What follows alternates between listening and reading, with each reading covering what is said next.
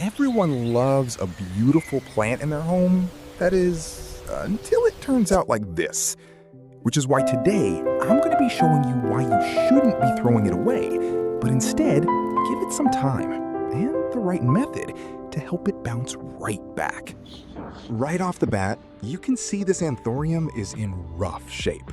There's widespread leaf death, wilting, and yellowing all over it. A big chunk of the foliage has completely died off, crisp, brown, shriveled, and even the leaves that are still alive are drooping and fading from green to a sickly yellow. Now, when you see symptoms like this, it almost always points back to the roots. Either this plant has been overwatered for way too long and the roots have started to rot, or it's the complete opposite, and it's been so underwatered that it's basically dehydrated from the inside out. So the first thing we're going to do is trim off any part that's dying or clearly already dead. Don't hesitate here. If a leaf is crispy, yellow, or mostly brown, it's not coming back, and it's just pulling energy away from the parts of the plant that still have a chance. And when we look at the root system, oh boy, that's a whole other story.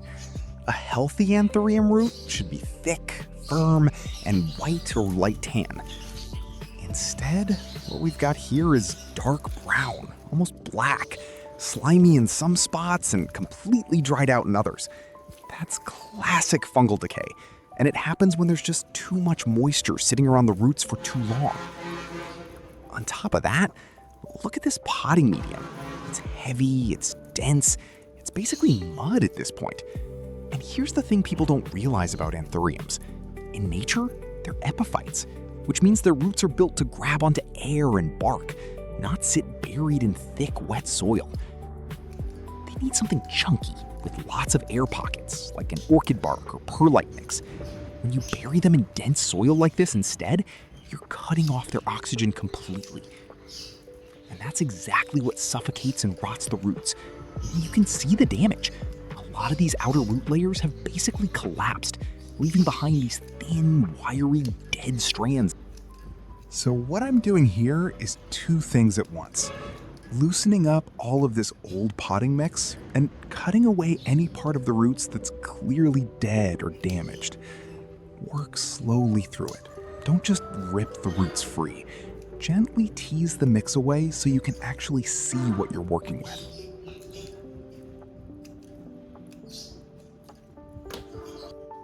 Next, a thorough, gentle wash with a hose spray is going to help a lot down the road. Take your time rinsing through the roots and the base. You want to wash away all that old dirt, any leftover bits of dead root, and anything else that's clinging on.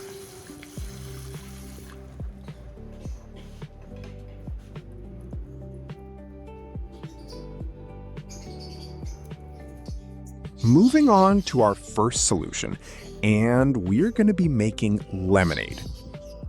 I'm just kidding with you.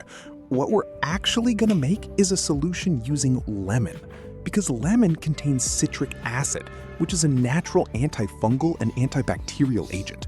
It's exactly what we need right now to deal with all that root rot we just cleaned up. Not only does it help fight off the fungal decay we saw on those roots, but it also helps balance the pH of the soil, which makes it so much easier for the plant to actually absorb nutrients once we replant it. Once you've extracted the juice, grab a large container and fill it with water, because we're going to be mixing the two together.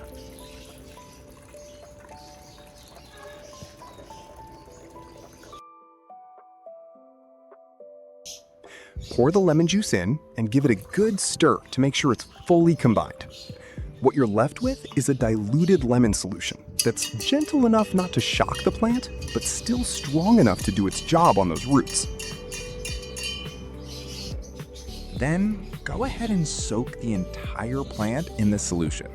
Fully submerge it, roots and all, and just let it sit there for a while.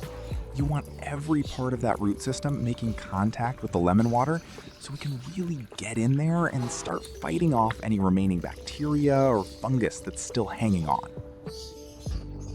After an hour, take the plant out, and here you can see the plant has already started to respond. The roots look noticeably plumper and a bit fresher than when we first put them in.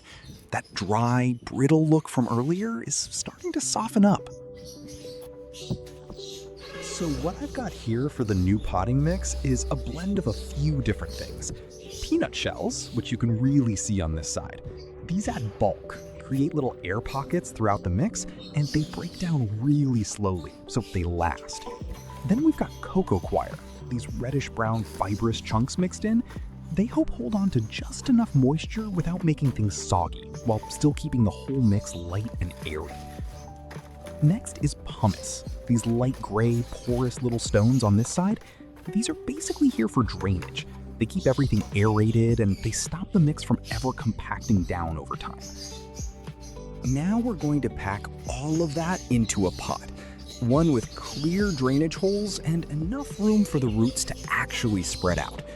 Don't jam the plant in too tight, give those roots some breathing space, and gently fill in around them with the mix, pressing down just enough to hold everything in place.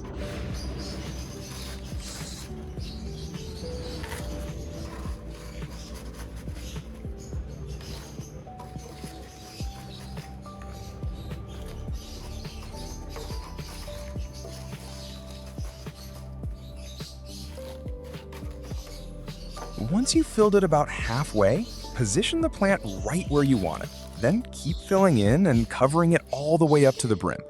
Make sure the plant is sitting straight and the roots are nicely settled in before you finish topping it off.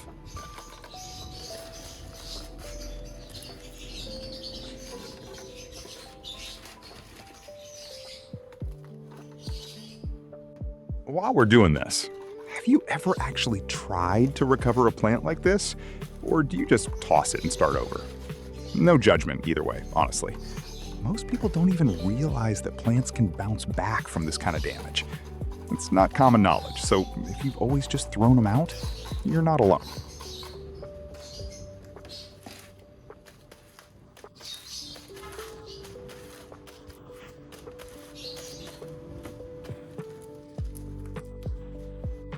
For the next solution, start by filling a container with water. We're going to be making few more mix to help this plant along.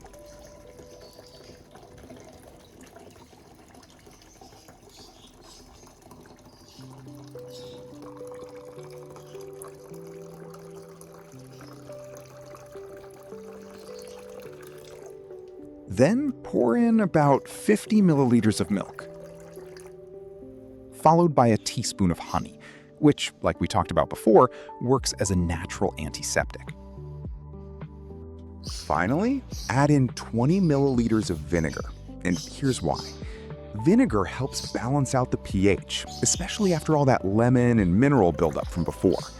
When you combine all three, you get a solution that feeds the plant, protects it from bacteria and fungus, and helps create the perfect environment for new roots and leaves to grow. With the solution ready, the first thing we're going to do is pour it into a spray bottle and mist the outside of the plant.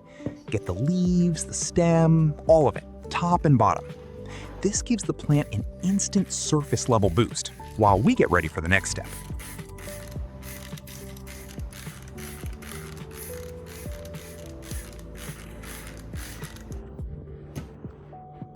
And finally, we're going to water the base.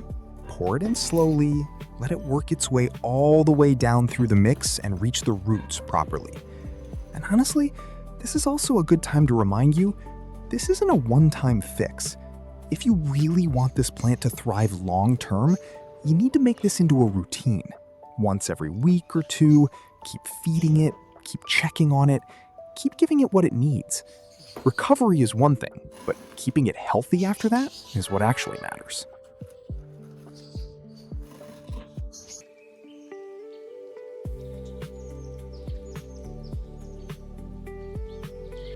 After 3 weeks, look at this. It's a huge improvement.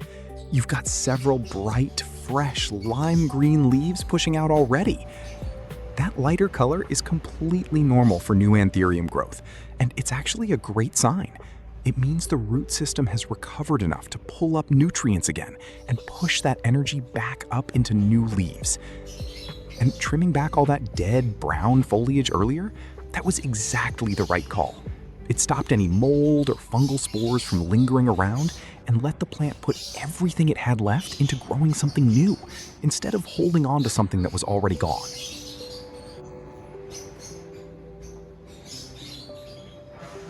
Moving on to our last, but honestly the main solution, an uncooked rice solution. Now this one might be the simplest of everything we've used so far, but don't let that fool you. Rice water is loaded with starch, vitamin B, and trace minerals that get released as it soaks. And all of that works together to stimulate root growth, feed beneficial microbes in the soil, and give the plant a steady, gentle source of nutrition without ever overwhelming it. It's mild enough to use often, but powerful enough to make a real difference over time. And just like before, we're gonna fill this into a spray bottle first.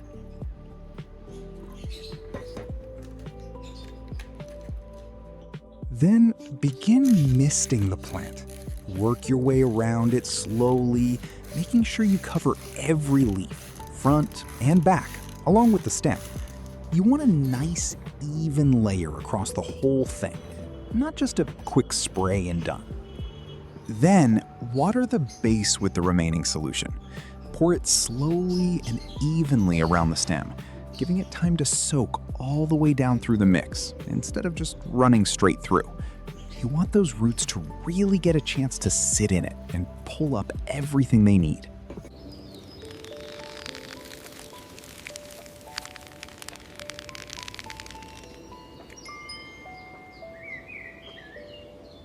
And after 2 months, just look at this.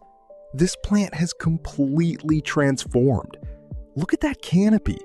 Big, glossy, heart-shaped leaves, that rich, deep green color all the way through. And there's no trace left of that yellowing or wilting we saw on day 1. Not a hint of it. And look at the base of these stems. Thick, upright, strong.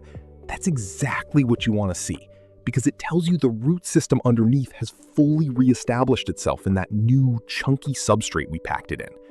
Every leaf on this plant is firm, well hydrated, completely free of disease. And that right there proves it. The airy soil mix and keeping it in that bright, indirect light this whole time, that combination is what made all the difference.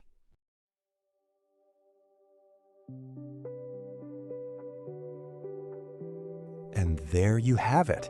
A plant that looked completely beyond saving, brought back with nothing more than lemon, milk, honey, vinegar, and a little rice water. All things you already have sitting in your kitchen right now.